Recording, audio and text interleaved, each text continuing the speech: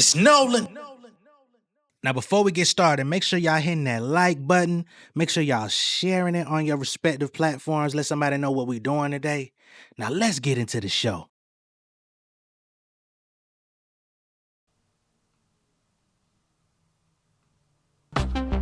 Real something nigga when go.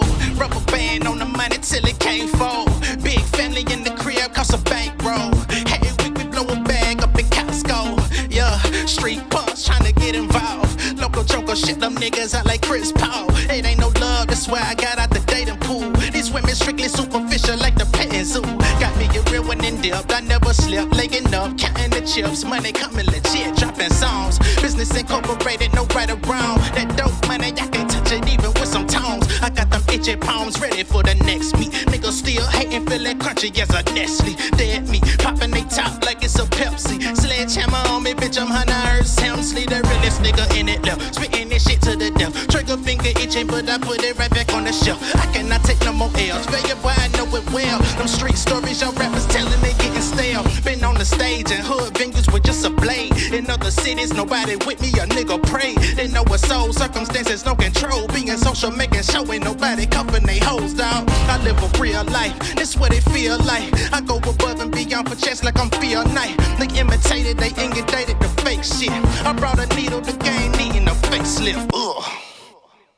What's going on, beautiful people? It's the kid J Nolan here. Welcome back to another episode of Inside the Industry, your number one source for music, entertainment, commentary, and breakdowns. Hope everybody's doing well out there. Now, as everyone should already be aware, we recently covered a story about Top Dog Entertainment, TDE, and some allegations that have been leveraged against them, a lawsuit that had been filed against them, specifically against Top Dog's two sons, Brandon Tiffith and Anthony Tiffith Jr. All right. Also included is somebody by the name of Big Dog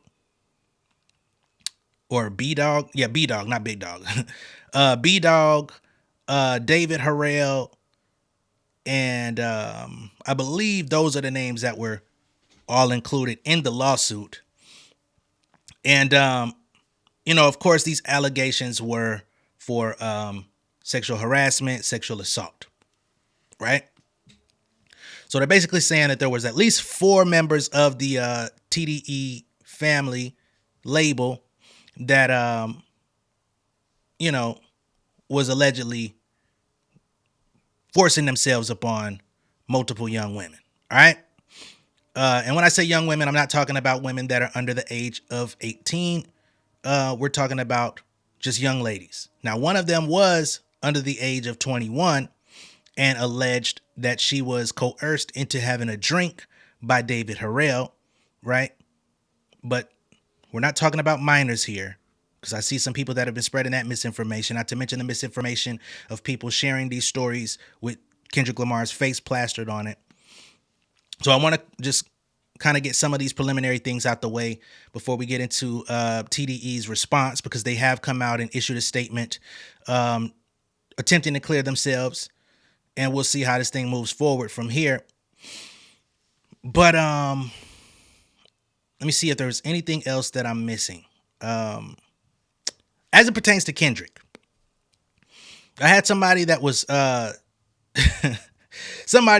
obsessively lurking in the comments, responding to everybody, talking about Kendrick Lamar owns part of TDE, therefore he is well aware of the culture within the business and all of this type of stuff. I just want to address this one good time. To my understanding, all of the original TDE artists own shares of the company. That would be Kendrick, that would be Schoolboy, that would be J-Rock, that would be Absol. SZA possibly, based on the time that she got there, which was shortly after, Kendrick had blown up and all that stuff. She may also be included in that. But all of the core members of TDE, Black Hippie, own shares of the company. That does not mean that they have anything to do with what Brandon Tiffith or Anthony Tiffith Jr. are doing, or their allegations, right? And that's not to say that they're guilty of said allegations, by the way. I'm just saying All of this stuff has to be differentiated. Okay? Because in the lawsuit, it states that TDE ownership and stuff like that were informed of these allegations and they did nothing. And this person that was just like obsessively in the comments, and I only address individuals because out of individuals, there's always a group of people that think and act like them. You just may not see them. They may not be the majority. But we just want to clear up all ignorance. You know what I'm saying? So from here, let's get into a base level of the original filing, not the entire lawsuit. And then we'll get to TDE's response. Okay? Give me a second here. All right, so this is the original from Arns Davis Law and Brandon Banks Law. The lawyer here is Shanak Darap, okay, which I believe is the lawyer who filed this and is representing the two plaintiffs, the Jane Doe and Jane Roe. They say two women have filed a lawsuit against Top Dog Entertainment and several of its executives and employees alleging sexual harassment, assault, and breach of contract. TDE is an independent record label recognized for its contributions to the music industry, including its role in launching the career of Grammy-winning artists Kendrick Lamar and SZA. The lawsuit alleges a pervasive culture of sexual harassment within TDE, implicating some of its highest-ranking executives. Plaintiff Jane Doe, who worked for TDE starting in 2019, alleges Chief Marketing Officer Brandon Tiffith approached with unwarranted sexual advances and sexually battered her, and that President Anthony Tiffith Jr. engaged in a pattern of ongoing sexual harassment. The complaint also alleges that TDE failed to honor a contract between its president and Ms. Doe to pay for her professional services. Plaintiff Jane Roe, a second survivor, alleges she endured multiple instances of sexual harassment and assault by TDE employees while on TDE property and under their control. Among these allegations is an incident in which she was coerced into consuming alcohol while underage for the purpose of sexual exploitation. Despite being made aware of these incidents, TDE's leadership allegedly turned a blind eye to the misconduct, perpetuating the unsafe and hostile environment. This lawsuit presents a glaring example of the systemic abuse and exploitation in the entertainment industry, said attorney Shanak Darap of Arns Davis Law. Our clients trusted TDE to act with integrity and professionalism. Instead, their trust was betrayed in profoundly damaging ways. They're bringing this lawsuit because they refuse to be silenced and because they intend to hold TDE accountable in court. The plaintiffs are seeking damages for emotional distress, economic harm, and violations of their rights under California law, as well as punitive damages for TDE's ratification of the sexual misconduct of its officers. Now, this is a blog on the actual law firm's website.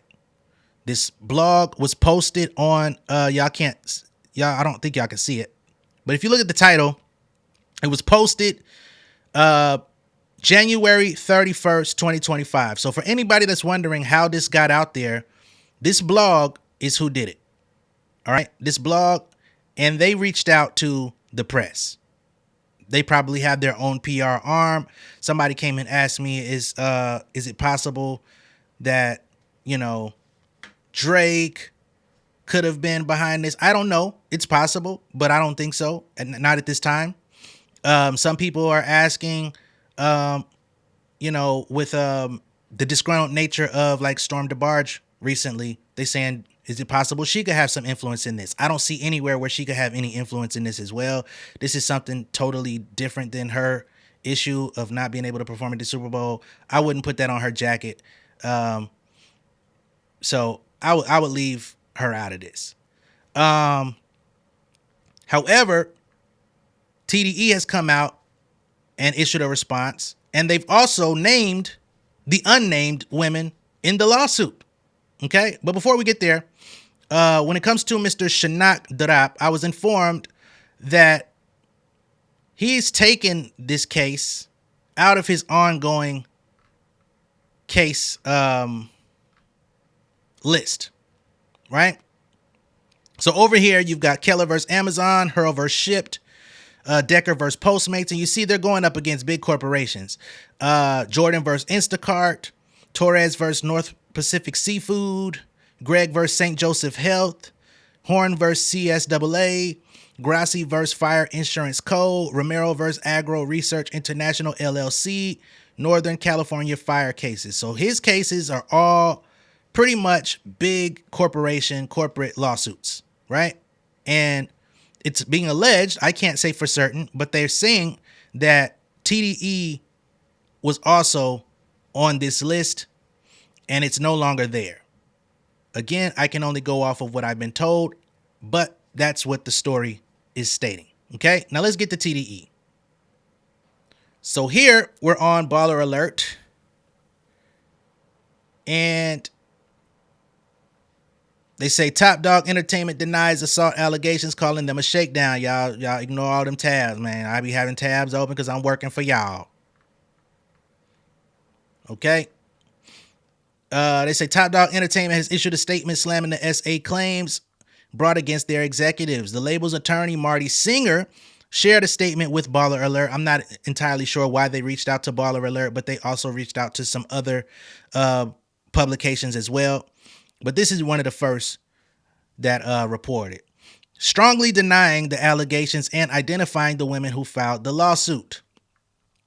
They say this is a clear example of a shakedown lawsuit by Linda Luna and Aya Alteri, who made a demand of $48 million through their attorneys on fabricated claims and whose attorneys are looking for their 10 minutes of fame, the statement read. $48 million ain't no chump change. I tell you that. That's a big number. Definitely does not equal to, the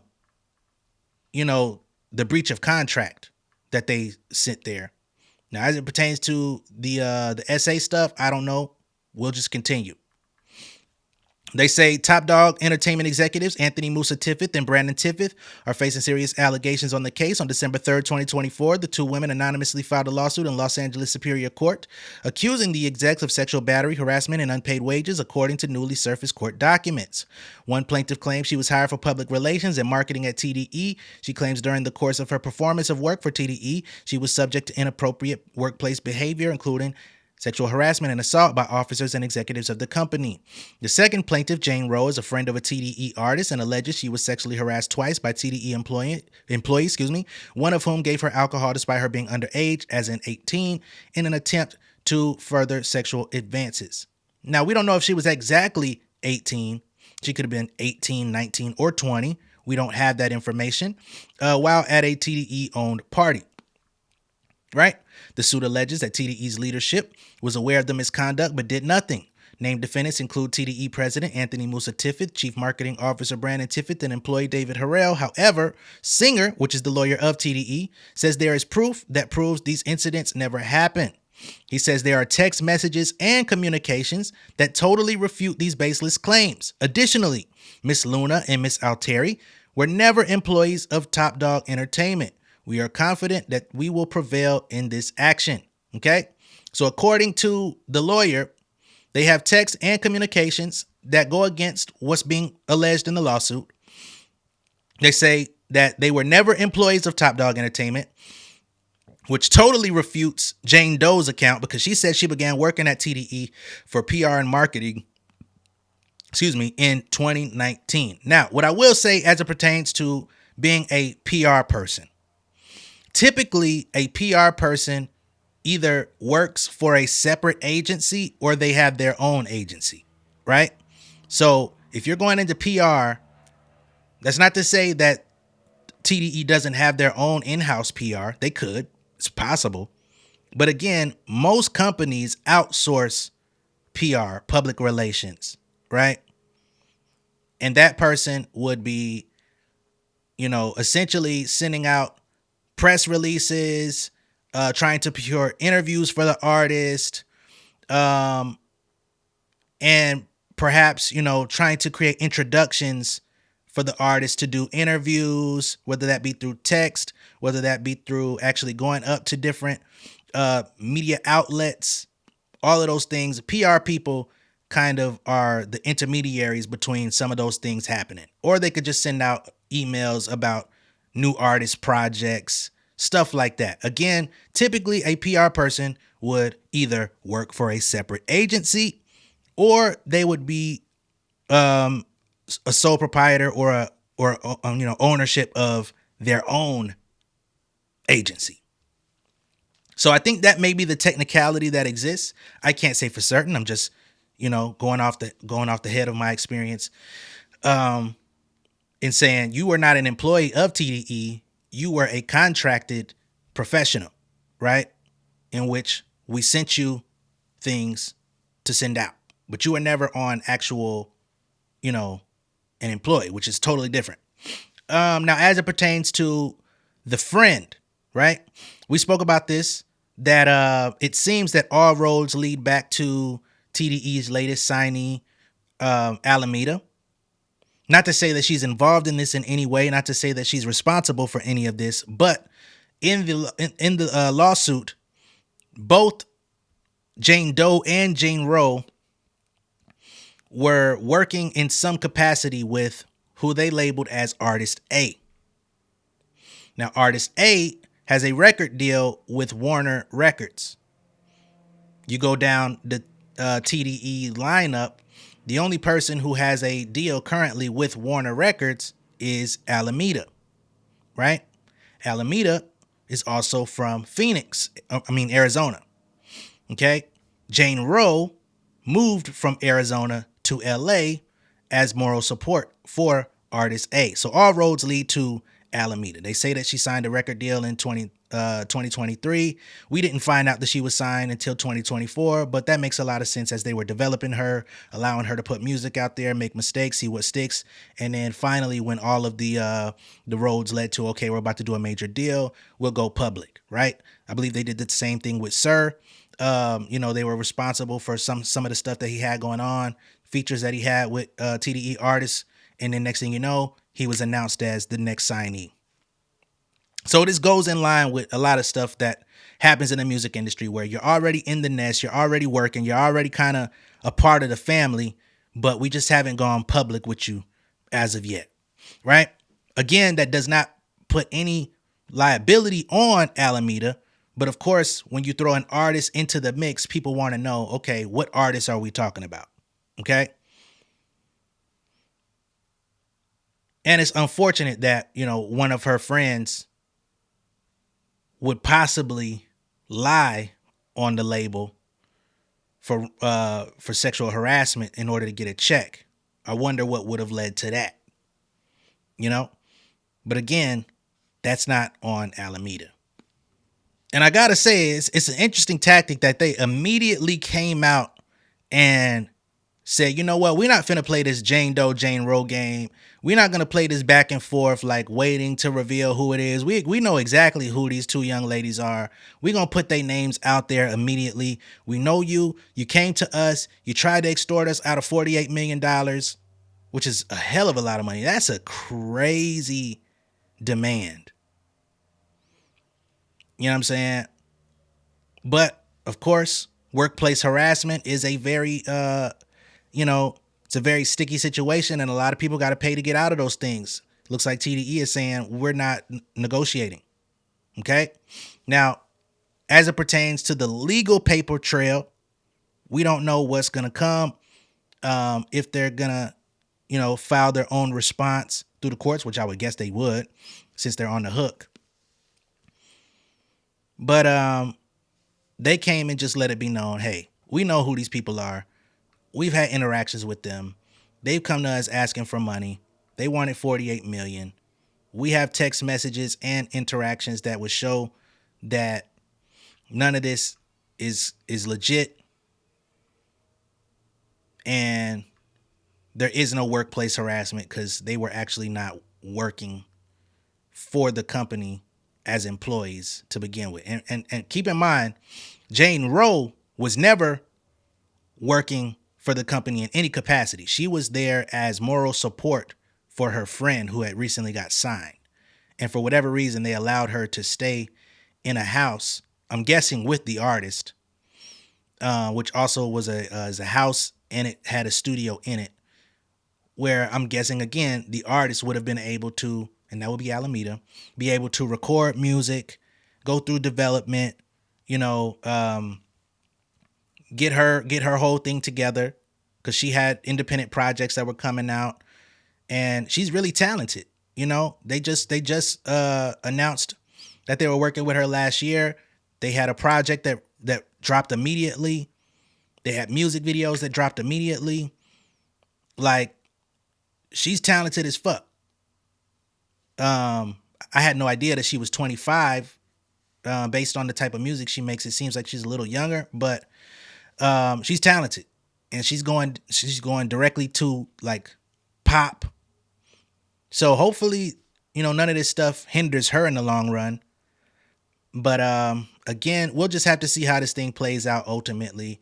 For anybody that's on the Drake stan side of things, I know this seems like low hanging fruit. You want to like dance, and don't come to me asking me to voice your opinion.